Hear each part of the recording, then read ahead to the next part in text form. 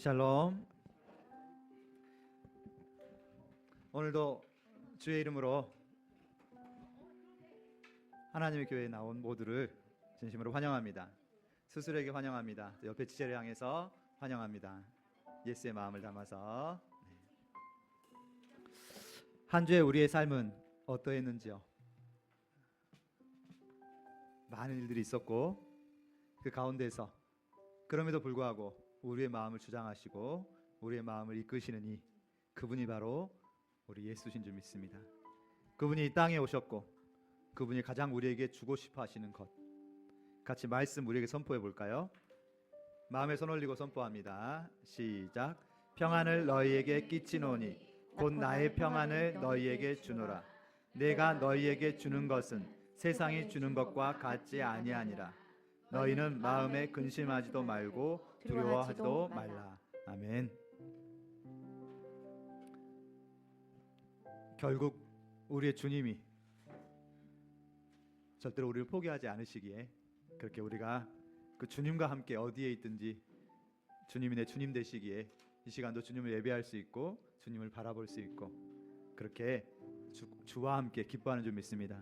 오늘 대림절 세 번째 주 예배, 하나님을 기뻐하고 하나님께 나아가는 시간 되기를 간절히 바라면서 다 같이 기도로 나아가겠습니다.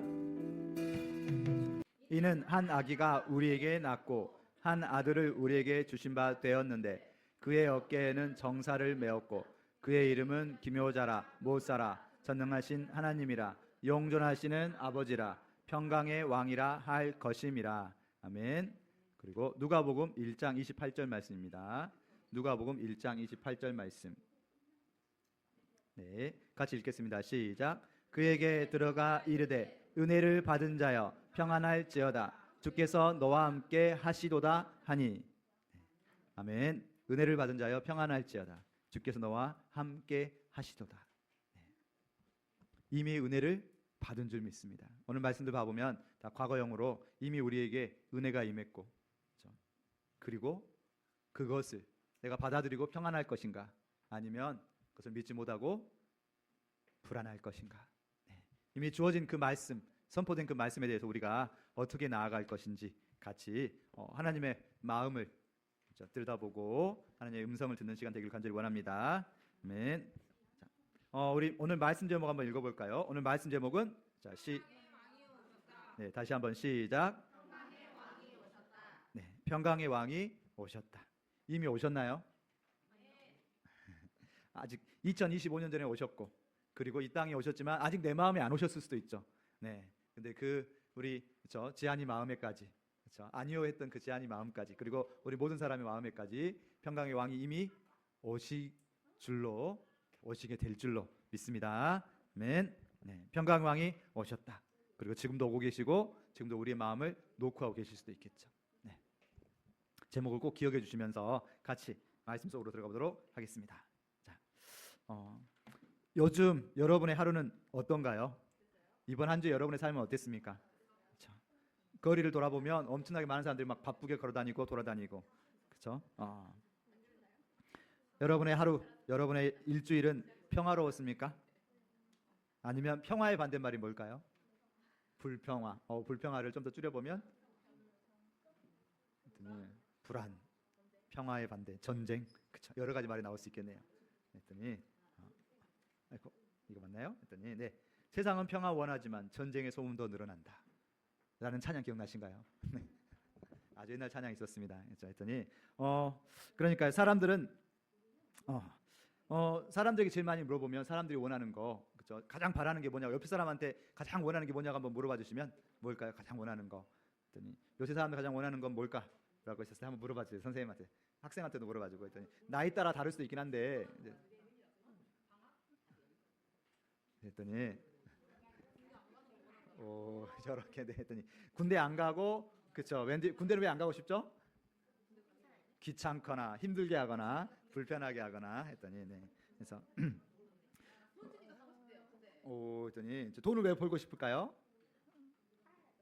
먹고 살려면, 그렇죠? 그래서 사람들의 대답이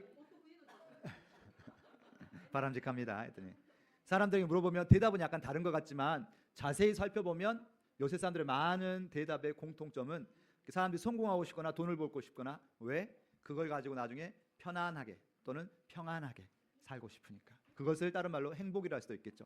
옛날에는 돈을 많이 주면 엄청 힘든 일도 있었지만 요새는 워라벨이라고 하죠. 엄청 힘든 일보다는 적당히 돈을 벌면서 내가 좀 내 삶을 좀 더 행복하게 살고 싶은 것들이 더 많은 요새 사람들의 마음이랍니다. 그래서 결국 많은 사람들의 공통점을 묶어봤을 때 행복이나 평안이란 단어로 우리가 가장으로서 막 열심히 돈을 벌고 싶을 때에도 때로는 복권을 사고 싶은 때도 있긴 하지만 그렇죠? 그 모든 것의 근본 원인을 찾아보면 내가 내 가족이 평안하게 살고 싶어 하는 거죠. 사람들은 다 평안을 원합니다. 그렇죠? 평안. 그래서 오늘 말씀에서 봐보면 그렇죠? 평강의 왕이 오셨다 할 때 그렇죠? 그렇지만 제목 한번 읽어볼까요? 자, 제목 소제목입니다. 1번 시작. 피읍 이응 평안. 네, 했더니 오늘 말이 좀 왔다 갔다 할 거예요. 평안, 평강, 화평. 이 모든 단어들은 한글로 보면 여러 가지 단어지만 그렇죠? 이스라엘 말로 히브리 말로 하면 딱 한 단어랍니다. 어떤 단어? 우리가 자주 말하는 샬롬이란 단어가 그렇죠? 평화, 평안, 평강, 화평 이렇게 여러 말로 번역되어 있지만 그렇죠? 한 단어로 샬롬이라 할 수 있을 것입니다. 우리가 흔히 샬롬으로 인사하기도 하지만 사람들에게 아까 평안과 평안은 되게 중요한 것 같습니다. 그래서 여러분도 만약 살다 보면 되게 이제 마음이 평안하고 그렇죠? 아까 휴식이나 쉬고 싶다는 것도 평안하게 쉬고 싶은 거죠. 일하면서 쉬는 건 아닌 거잖아요. 그렇죠? 자, 그러면 찾을 수 있을 것인가? 어떻게 해야 평안을 찾을 수 있을까? 어떻게 잘해야 될까요? 그렇죠? 했더니 자, 평안을 찾는 거. 자, 혹시 짠 저게 무엇일까요? 했더니 어떤 사람이 자기가 불편하고 불안하고 싶어 하겠습니까? 해서 사람들은 다 자기에게 좋은 걸 찾고 싶어 합니다. 근데 그러다 보면 내 뜻대로 안 되다 보니까 뭔가 짜증이 일어나기도 하고 그래서 인생의 네 가지의 춘기 그렇죠. 그래서 1춘기, 2춘기, 3춘기, 4춘기라고 하죠. 그랬더니 소망이처럼 이제 막 뭔가 걸으려고 하고 자기의 주장이 세지기 시작하면 뭔가 그냥 뭐든지 부딪히고 다니면서 1춘기 자기 고집이 세지는 시기죠. 2춘기는 서너 살 미운 3살이라고 하는데 뭐든지 내가 그렇죠. 그 다음에 한 7세 8세 되면 미운 7살이라 해가지고 나만 제일 나만 생각하던 시간이 있죠. 네. 그리고 사춘기. 사춘기는 뭐죠? 생각한다 할 때 사자인데, 그렇죠? 봄을 생각한다. 자기 나름 뭔가 생각하는 것들이 많아지고 자기 생각에 이게 좋을 것 같아 하면서 자기의 것들을 찾기 위해서 이제 몸도 커지고 생각도 커지면서 이게 나에게 좋을 거라 생각하면서 내가 그거를 자꾸 해보려고 하는 거죠. 근데 기존에 부모님 말씀에 엄청 순종하던 시기를 지나서 자꾸 자신의 생각이 커갈 때 자꾸 부딪히는 걸 사춘기라고 하죠. 왜 이걸 가져왔냐? 했더니 살면서 이 사춘기가 와요. 위기의 순간이라고 하는데 요새는 근데 사춘기 말고도 이런 말도 있더라고요. 20춘기란 말 들어봤네. 20춘기. 26살에서 29살. 자신의 학생 초등학생, 중학생, 고등학생, 대학생까지 이렇게 뭔가 학생이라는 타이틀을 뒤에 달고 살다가 이제 그게 없어지면서 내가 어떻게 살아야 되는지에 대해서 고민이 많아지고 뭔가 세상이 말하는 평안을 위해서 내가 달려가야 될 것 같은데 그렇죠? 여러 가지 생각이 많아지는 시기. 또 그거 말고도 5춘기. 5춘기는 또 뭐죠? 40춘기. 요새는 춘기란 말을 어디다 붙여서 이렇게 고민이 많아지고 그렇죠? 여러 가지 생각이 많아진 시기가 다 춘기입니다. 춘기. 그래서 요새는 또 어르신들도 요새 옛날에는 그냥 평생 살았으니까 그냥 살아간다고 하지만 요새는 황혼이혼이라고 해서 내가 지금까지 참고 살았는데 내가 언제까지 참고 살아야 뭐 이렇게 하면서 그렇죠? 인생의 방랑은 끝이 없고 내가 뭔가 평안하게 살고 싶고 내가 행복하게 살고 싶은데 어떻게 해야 될지에 대해서 그렇죠? 제일 잘 답이 안 나오면서 그렇게 각자 자기에게 좋은 걸 찾아가는데 그게 결과적으로 봤을 때는 뭡니까? 되게 무질서하고 또는 되게 불안한 시기. 평안을 찾아서 내가 열심히 노력한 것 같은데 남는 건 평안이 아니라 불안. 그렇죠? 그리고 전반적으로 어떻게 해야 할지 모르는 무질서. 자, 혹시 동의가 되신가요? 성경에도 봐보면 정말 잘하고 싶어서 아버지한테 재산을 받아가지고 길을 떠났던 근데 결국 그에게 붙여진 별명은 탕자였죠. 탕자. 또 행복과 불안을 위해서 열심히 살아가지만 이 시기를 사춘기라고 생각할 수도 있지만 성경에서 보면 이렇게 좀 비슷한 시기가 하나 있었던 것 같아요. 어떤 시기였을까요? 성경에 봐보면 각자 자기의 소견에 오른 대로 살았더라. 그래서 같은 글자가 두 번 반복되는 사사기. 사사기 하면 여러 명의 사사가 결국 백성들을 구원하지만 사사기의 가장 핵심, 사사기. 사사기의 가장 큰 핵심과 주제는 마지막 절이었답니다.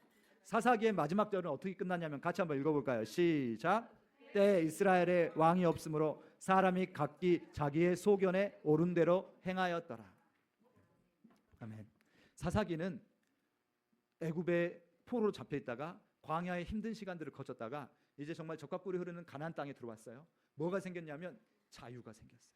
내가 그쵸 막 포로로 살다가 이제 뭔가 와서 막 자유롭게 뭔가 선택할 수 있는 시기가 왔는데 그때 무엇을 선택할 것인가? 사람들은 각각 자기가 소견이란 말은 자기가 보기에 이게 좋다, 이게 나에게 도움이 될 거다 싶은 대로 살아간 거예요. 그걸 자유란 이름으로 각각 자기가 이게 좋을 것 같아 하고 막 살아갔는데 결론적으로 사사기는 어떤 시대였다? 성경에서 가장 암흑과 힘든 시기가 바로 사사기였다. 사람들은 자기가 원하는 대로 막 이렇게 살아보고 싶었는데 그 결과는 서로 죽이고 서로 막 그죠 난리가 나고. 왜 그렇게 사사기가 그런 시대일 수밖에 없었는지. 사사기의 마지막 절에서는 뭐가 없었기 때문에? 왕이 없었기 때문에. 그렇죠? 이스라엘에 왕이 없었습니까? 왕이 있었습니까? 누구? 맞아요. 진짜 왕인 하나님이 있었는데 하나님이 그들을 여기까지 인도하였는데 이스라엘 사람들이 보니까 주변 사람들은 세상에 막 자꾸 힘이 팔려서 내 하나님을 못 알아보고 그냥 자기가 옳은 대로, 다른 말로 하면 자기가 가장 지혜롭고 왕인 것처럼 이게 맞아. 지금 이 시대의 사람들도 그러지 않나요? 내가 생각하는 것이 아마 더 옳을 거라고 생각하면서 그거를 선택하고 그걸 달려가죠. 그렇죠? 그러면서 불안해요. 혹시 내가 선택한 것이 옳지 않지는 않을까라든지 불안함과 자신의 선택 속에서 왔다 갔다 하면서 이 시대가 바로 그런 시대죠. 자, 우리는 평안을 찾을 수 있는가? 왜 열심히 살았는데 계속 이렇게 힘듦이 계속 되는가? 그렇죠? 왕이 없었으므로 다른 말로는 이렇게 할 수 있을 것 같아요. 우리는 완전하지 않아서 능력이 없어요. 우리가 완전한 지혜가 있어서 정말 무엇이 지혜로운지 선택할 수 있나요? 완전한 지혜가 있으면 어떤 거 공부하지도 않고 그냥 착 인생을 절대 실수하지 않고 이렇게 달려갈 텐데 인간은 절대로 완전하지 않아요. 왜냐하면 우리의 생각과 우리의 마음을 맡고 있는 죄의식. 그래서 정말 중요한 것이 무엇인지 놓친 채로 그냥 깜깜한 어둠 속에서 더듬더듬하면서 살아가는 것처럼 살아가는 게 우리 사람이랍니다. 그런데 그렇죠. 그걸 가만히 놔두셨다? 그렇게 어둠과 사사기처럼 서로 사사기 한번 나중에 읽어보세요. 되게 결말도 되게 슬퍼요. 저는 어떻게 결말이 이렇게 끝났는가? 자기 사랑하는 여인을 그렇죠? 막 이렇게 죽여서 사방에 보내고 막 아주 읽다 보면 이게 무엇인가? 이게 하나님 나라의 백성인가 할 정도로 되게 어두운 그런 시대의 사람들인데 그렇죠? 그것을 우리도 반복하고 있지는 않나. 그런데 그렇게 살아가는 우리에게 누가 오셨다? 같이 읽어볼까요? 시작. 네, 평강의 왕이 우리에게 오셨다. 네, 평강의 왕이 오셨다. 네, 그래서 조금 더 속도를 높여보면 오셨다. 이미 오셨다. 그렇죠? 아까 우리 이사야 9장 6절에 봐보면 한 아기가 태어났는데 그의 어깨에는 정사를 메었고 되게 어려운 말인가? 정사는 다른 말로 다스림. 그의 어깨에 이 세상을 다스릴 권세를 주셨어요. 그리고 그의 이름은 기묘자라 모사라. 어렵다. 아주 미스테리, 영어로는 미스테리인데요. 되게 잘 이해하기 힘든 신기한. 왜냐하면 우리가 딱 보면 예수를 보면 이해하기가 쉽지 않아요. 그렇죠? 왜 왕이라면서 저렇게 오셨지? 왕이라면서 이 세상을 계속해서 엉뚱하게 살아가시는 모습 보면 왕이라면 척척척 뭔가 우리가 기대하는 모습이 있을 텐데 그렇게 살아가지 않으신 기묘자라 모사라. 근데 그분은 그렇죠? 누구다? 평강의 왕이다. 그렇죠? 그 평강의 왕이 우리에게 오셨습니다. 자, 저 장면 혹시 누구일까요? 맞아요. 저 흰색 옷을 입은 사람은 백수. 손이 하얘야 백수인데 저 사람은 옷이 하얘니까 백의의 천사인가 보다. 그래서 천사가 오늘 말씀이었죠. 누가복음 1장 28절에 봐보면 뭐라고 말하고 있다? 은혜를 받은 자여 평안할지어다. 은혜를 받은 자여 평안할지어다. 지금 마리아가 어떤 상황이었을까요? 요셉과 결혼하기로 약속하고 지금 기다리고 있는데 갑자기 은혜를 받은 자여 평안할지어다. 도대체 이해가 할 수 없는 말이었죠. 지금 이 이스라엘 상황은 로마의 포로로 지금 막 되게 사람들이 힘들게 살고 이 마리아하고 요셉도 되게 부자의 삶은 아니었어요. 되게 가난하고 힘든 그런 삶 속에서 이 세상도 되게 소망도 없어 보이고 그런 삶을 살아가고 있는데 어느 날 갑자기 천사가 나타나서 은혜를 입은 자여 평안할지어다. 은혜라니, 은혜가 무엇일까?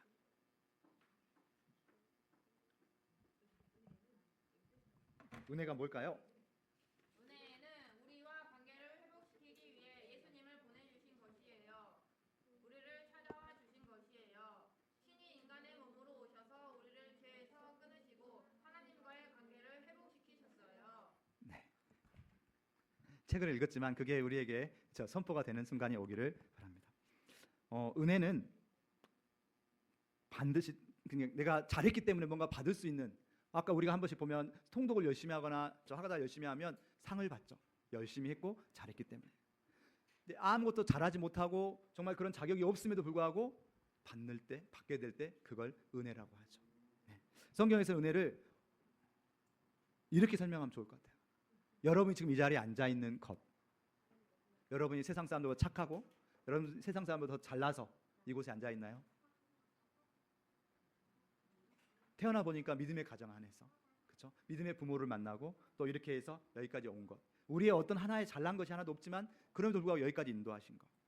사람들이 아까 스스로 자기가 평안을 찾고 찾는데도 불구하고 못 찾겠어. 근데 그때 이렇게 마리아에게 찾아오시고 우리에게 찾아오시고 전혀 우리가 잘난 것도 아무런 그런 권리가 없어 보이지만 그럼에도 불구하고 찾아오신 것. 그것부터가 은혜의 시작인 것 같아요.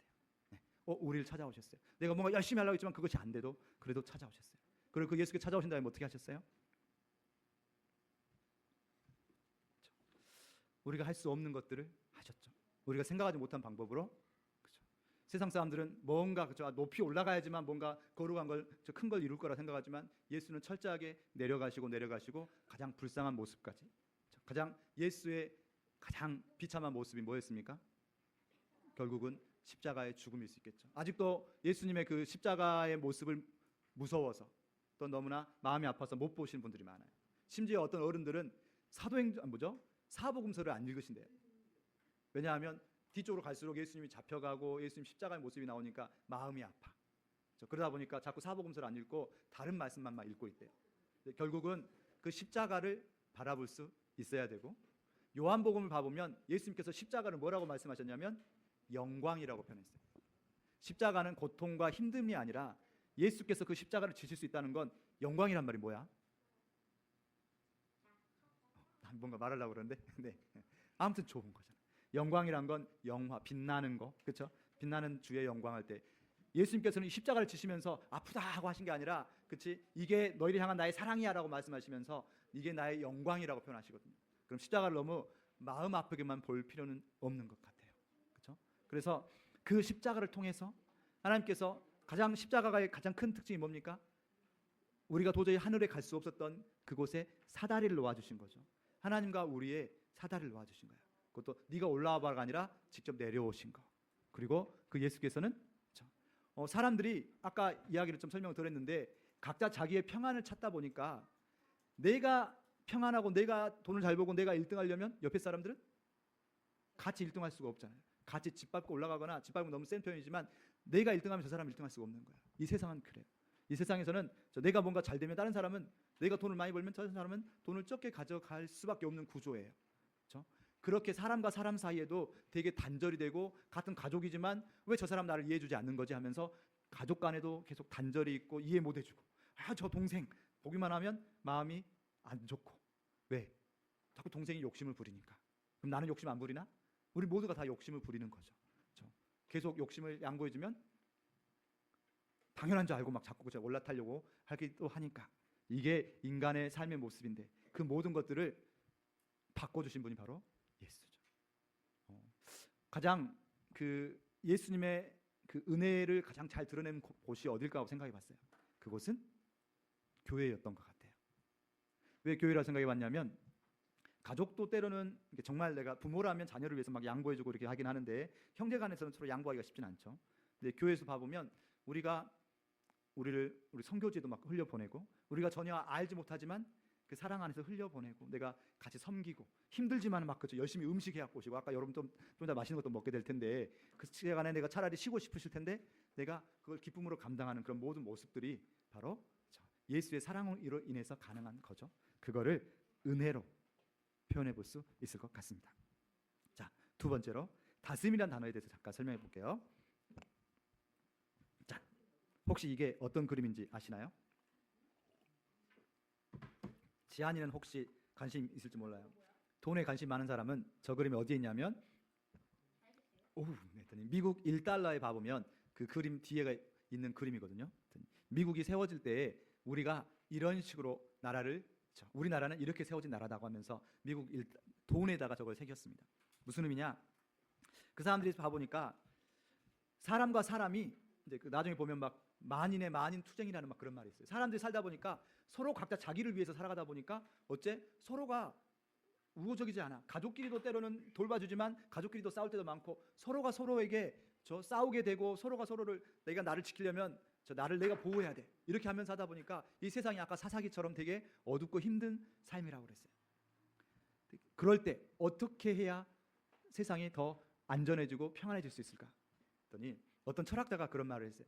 세상에서 가장 좋은 체제는 민주주의가 아니라 공산주의도 아니고 저렇게 피라미드처럼 가장 안정적인 건 사람이 막 서로가 서로에게 싸우려고 할 때 여러분 혹시 그런 적 있어요? 사람들이 엄청 많으면 어떻게 될까요? 서로 막 질서 있게 잘 살아갈까요?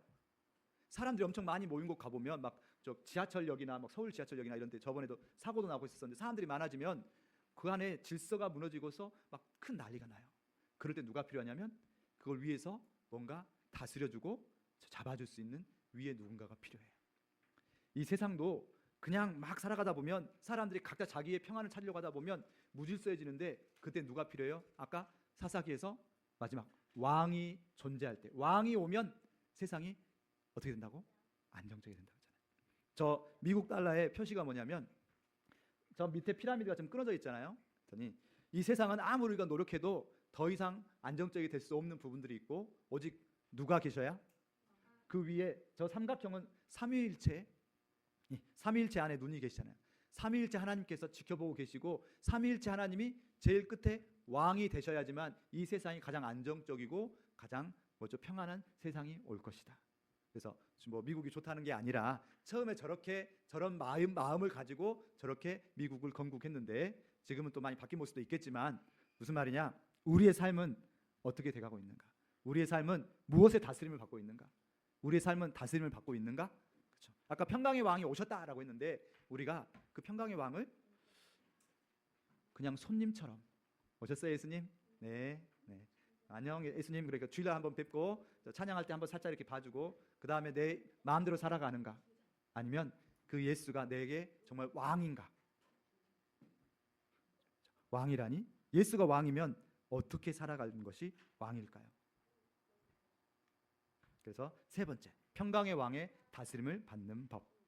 자, 혹시 질문하고 싶습니다. 여러분은 평강의 왕의 다스림을 받고 싶나요? 평강의 왕의 다스림을 받으면 어떻게 될까? 평안해지겠죠. 여러분은 평안한 걸 원하신가요? 그런 사람이 있어요. 똑같이 내일 시험 보는데 막 불안해가지고 어찌할 바를 모르는 사람이 있고 내일 시험 보지만 괜찮아 한 사람이 있어요. 앞으로 우리가 예수를 믿는다고 해서 안 좋은 일이 안 생기진 않아요. 그렇죠? 힘든 일이 안 생기진 않아요. 지한이가 군대를 안 가진 않아요. 왜냐하면 이제 건강한 남자라면 군대를 갔다 와야겠죠. 근데 중요한 건 똑같이 군대를 가지만 누구는 막 힘들고 불안하고 막 어찌할 바를 모를 수도 있고 누구는 평안하게 갈 수도 있어요. 어떻게 해야 되느냐? 그 평안이 우리에게 임하시기 위해선 평강의 왕을 만나고 다스림을 받아야겠죠. 네. 자, 먼저 아까 평강의 왕이 우리에게 오신 게 은혜라고 했어요. 그 왕이 이미 오셨어요. 이거는 아멘? 평강의 왕이 오셨나요? 아멘. 네. 저번에 봤더니 우리 학교에 있던 어떤 남자애 둘이서 자기들끼리 막 이야기하면서 야 진짜 예수님 오신 거 맞냐? 그러면서 야, 예수님 믿는 사람들 이해가 안 돼. 막 자기들끼리 막 이렇게 이야기하는 거예요. 그래서 그랬더니 예수님 이 땅에 오신 거 그랬더니 예수님 이 땅에 오신 거 어떻게 알아? 막 그러면서 이렇게 하고 있어요. 그래서 얘들은 이순신 장군이 이 땅에 온 건 어떻게 알아? 그렇죠? 세종대왕이 있었는지 어떻게 알아? 그렇죠? 그랬더니 성경을 어떻게 믿을 수 있냐? 성경에 사본들이 엄청 많아요. 오히려 이순신 장군보다 더 많아요. 기록이. 그렇죠? 그럼에도 불구하고 그렇게 그냥 그걸 자체를 인정 못하는 사람도 있어요. 그러나 이곳에 앉아 있다는 것은 이미 평강의 왕이 오신 거는 인정하기 때문에 이곳에 앉아 있겠죠? 손 올리고 아멘. 아멘. 어쩔 수 없이 엄마가 안 가면 등짝을 때려서 앉아 있는 거 아니죠? 네. 살짝 흔들렸지만 네. 아직 이해는 못할 수 있지만 그래도 이 땅에 예수님이 오셔서 그 예수를 통해서 하나님을 볼 수 있거든요. 그래서 궁금하면 예수님에 대해서 계속 찾아보세요. 찾으면 찾을수록 그렇죠? 알게 된 게 많을 거예요. 네, 그 예수께서 뭐라고 했냐면 자, 평강의 왕의 다스림을 받으려면 어떻게 해야 되는지 빌립보서 4장 6절 7절 말씀 읽어볼까요? 자, 시작. 아무것도 염려하지 말고 다만 모든 일에 기도와 간구로 너희가 감사하고 하나님께 하라. 그리하면 모든 지각에 뛰어난 하나님의 평강이 그리스도 예수 안에서 너희 마음과 생각을 지키시리라. 아멘. 네. 하나님의 평강이 너희 마음과 생각을 지키시리라. 평강의 왕이 오셨어요. 근데 그 예수께서 나의 평강을 너희에게 주노라. 저 뒤에 숨어 있지만 예수님께서 우리에게 저 부활하시고 나서 처음으로 하셨던 말씀도 평강을 너희에게 평안하라 라고 하셨던 말씀이에요. 예수는 끊임없이 우리에게 평안과 평강, 다른 말로 두 글자 아까 뭐라고? 샬롬을 주고 싶어 하셔요. 샬롬. 예수님 끊임없이 샬롬. 예수님 느끼해요 그러지 마시고 예수님은 끊임없이 우리에게 샬롬을 주고 싶어 하셔요. 그만큼 우리에게 샬롬을 주고 싶어 하시는데 어떻게 해야 우리가 샬롬이 우리에게 올 수 있다? 여기서 봐보면 염려하지 말고, 그렇죠? 내가 염려에 찌들어하지 말고 차라리 그 시간에 뭐 해라? 기도와 간구로. 그렇죠? 기도를 언제 하죠? 맨 마지막에. 정말 내 힘으로 안 돼서 이거 하나님 정말 제 힘으로 안 돼요. 그러니까 하나님 해주세요. 그 전까지 고민하고 불안해하고 하지 말고 항상 모든 일에 가장 먼저 예수님 이거 어떻게 하면 좋을까요? 라고 물어본다면 내가 스스로 한 다음에 어떻게 해야지 하면서 불안해하는 것보다 그쵸? 우리 지안이 예수님한테 물어보세요. 예수님 제가 이거 하는 게 좋을까요? 괜찮아요? 바벨탑 쌓아 놔두세요. 왜냐하면 바벨탑 무너지지만 저러면서 내가 예수가 필요해. 제 위에다 예수를 얻어놔. 그럼 되죠. 자, 첫 번째는 모든 일에 기도와 간구로. 자, 목사님 봐보세요. 듣고 흘리지 말고 붙잡아 보세요. 듣고 흘리지 말고 붙잡으면 평강의 왕이 우리에게 오셨는데 내 마음에도 오실 수 있어요. 평강의 왕이 이 땅에 오셨고 이 가운데 오셨는데 내 마음에 오실 수 있는 건 내가 예수의 마음을 붙잡고 그 말씀대로 행해야 돼요. 내가 모든 일에 기도, 아주 사소한 것도 기도해 보세요. 하나님 갑자기 수학 문제 풀다가 하나님 답을 모르겠어요 하고 딱 기도하면 답을 안 가르쳐 줄 수도 있어요. 당장은. 그렇지만 그걸 더 기억나게 하셔서 다음에는 더 집중할 수 있게 해주시고 계속 뭔가 예수님은 밀당을 좋아하시긴 하시는데 그렇죠. 자, 그리고 감사함으로 하나님께 아뢰라. 이미 하나님께서 들어주신다는 거죠. 그리고 우리의 생각을 지키신다는 거예요. 그렇죠. 두 번째, 예수의 그 평강의 왕의 다스림을 받는 법. 두 번째는 저 말씀 읽어볼까요? 자, 골로새서 3장 15절 말씀입니다. 시작. 그리스도의 평강이 너희 마음을 주장하게 하라. 평강을 위하여 너희가 한 몸으로 부르심을 받았나니 또한 너희는 감사하는 자가 되라. 네, 그리스도의 평강이 너희 마음을 주장하게 하라. 그리스도의 평강이 너희 마음을 주장하게 하라니 말이 좀 어렵죠. 주장한다는 게 뭐죠?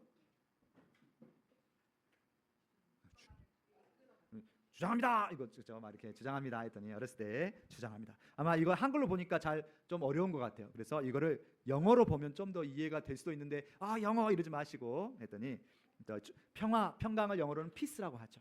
근데 peace라는 단어하고 함께 주장이라는 단어를 저기서 뭐로 썼냐면 룰이라는 단어 썼어요. 룰이 뭐지? 룰? 규칙. 명사로는 규칙이고 동사로는 다스리다. 그래서 뭐냐면 그리스도의 평강이 너의 마음을 다스리게 해라. 그리스도의 평강이 너희 마음을 다스리게. 평강의 왕이 우리에게 오셨어요. 그리고 그 평강을 예수께서 뭐라고 하셨냐면 요한복음 14장 27절 봐보면 나의 평강을 너희에게 주겠다. 혹시 어른들은 봐보면 밑에 성경 봐보면 나의 평강을 너와 함께 남겨두겠다라고 표현을 쓰시거든요. 예수께서 자신의 평강을 우리에게 남겨두시고 그 평강이 우리 마음을 주장하게, 그 평강이 내 마음을 다스리게.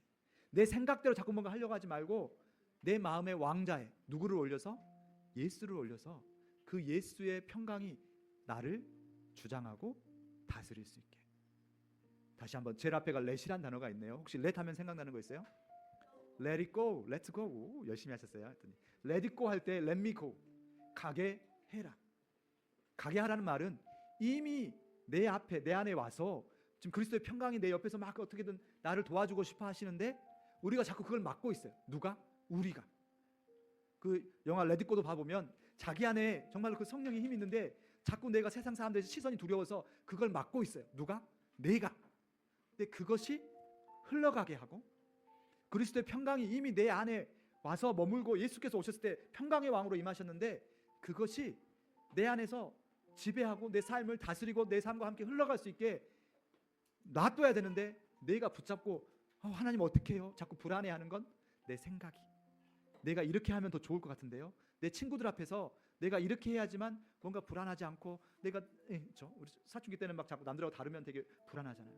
근데 자꾸 내 친구가 내 삶의 주인이 되고 사람들 시선이 내 삶에 막 뭔가 주관이 돼가지고 자꾸 나를 불안하게 할 게 아니라 그리스도의 평강이 이미 내 안에 와 계신 평강에게 예수님 어떻게 해야 되죠? 그리고 물어보고 그리고 예수님과 함께 협의해서 내가 그 행동을 했다면 그러면 어떻게 하면 되죠? 불안해하지 않고 그냥 가면 돼요. 우리는 과거는 후회하고 미래는 불안해하죠. 근데 예수님한테는 시간의 지배를 안 받으신 분이기 때문에 과거나 현재나 미래나 동일하대요. 그 말인즉슨 예수님께서는 우리의 모든 미래까지 다 알고 계시기 때문에 우리가 불안해할 이유가 없어요. 불안이 아닌 평안으로. 왜? 예수는 모든 걸 다 알고 계시니까. 우리의 미래까지도. 우리가 호리녀 실수할까 봐. 저도 그랬던 것 같아요. 어렸을 때는 내가 하는 행동이 예수님이 싫어하시는 행동이면 어쩔까? 내가 하는 행동이 하나님께 영광 안 되는 행동이면 어쩔까라고 내가 실수를 해서 하나님께 영광을 막을까 봐 그런 것들이 좀 두려웠어요. 근데 커서 보니까 우리가 하는 모든 실수까지도 우리가 알거니와 하나님을 사랑하는 자 곧 그 뜻대로 부르심을 입은 자들에게는 모든 것이 협력하여 선을 이루느니라. 때로는 우리가 실수라고 생각했던 것까지도 그것까지도 하나님이 분명히 선으로 바꿔 가시면서 일하시는 분이 우리 하나님이에요. 그 하나님이기 때문에 우리가 평안할 수 있는 거예요. 내가 실수할지라도 또는 내가 어떻게 엉뚱한 선택을 했을지라도 그 모든 것을 결국 선으로 바꿔 가실 분을 신뢰하면서 내 고집 내려놓고 내 마음에 가장 중요한 자리, 어떤 자리가 가장 중요한 자리인가요? 우리가 예수님 모셨는데 예수님 저 예수님 믿어요. 예수님 제 방 옆에 한가운데 한쪽에 의자 앉아 계시다가 저 가끔씩 예수님 보고 이게 아니라 내 마음에 가장 중요한 자리, 어떤 걸 판단하고 결정하는 그 자리 어떻게 할까요? 저 아직 어려서 예수님하고 안 친한데요. 괜찮아요. 자꾸 여쭤보면 예수님은 우리 모두에게 동일하게 다가오실 것이라는 것. 자, 그래서 우리 하가다 말씀 선포합니다. 이번 주 하가다 말씀은 골로새서 3장 15절 말씀입니다. 그리스도의 평강이 너희 마음을 주장하게 하라. 거기까지. 거기 너희 마음을 자기 이름 넣어가지고 주장하게 하라는 말은 뭐다? 그 평강이 나를 다스리게 해라. 다스린다는 말은 내가 편할 때만 가서 물어보고 아니면 말고가 아니라 모든 순간에 내 왕이잖아요. 왕이라는 건 내가 주인이어서 가끔씩 물어보고 어쩔까요? 말까요? 이게 아니라 예수님한테 할래 말래 이게 아니라 그렇죠? 할까요 말까요가 아니라 왕은 모든 순간에 물어봐야 왕이잖아요. 정말 여러분이 예수를 왕으로 생각하는지 아니면 그냥 이 정도로 생각하는지 거기까지 우리 같이 말씀 선포하며 나아갑니다. 자, 마음에 손 올리고 우리 마음이 어디에 있을까요? 근데 이제 영어권에서 마음을 여기로 보기도 해요. 생각, 마인드. 우리 생각을 자꾸 우리를 방해하잖아요. 자, 우리 생각이 자꾸 우리를 방해해서 생각이 우리를 불안하게 하고 생각이 자꾸 나를 좀 뭔가 그렇죠? 불안하거나 엉뚱하게 후회하게 하거나 그렇죠? 또는 예수보다 세상을 더 두려워하거나 아니요. 내 생각. 네. 여기다 손 올리고 같이 이렇게 마음과 생각 손 올리고 네. 원숭이 아니에요. 자, 해서 자, 같이 선포하며 나갑니다. 두 번 선포합니다. 시작. 그리스도의 평강이 너희 마음을 주장하게 하라. 그리스도의 평강이 너희 마음을 주장하게 하라. 아멘. 아멘. 네. 그리스도의 평강이 옆에 있는 사람을 향해서 그리스도의 평강이 마음을 주장하게 하라. 네. 아멘. 아멘. 그리스도의 평강이 지안이의 마음을 주장하게 하라. 점점 더 그렇게 다스려 가실 줄 믿습니다. 예수 우리 왕이요.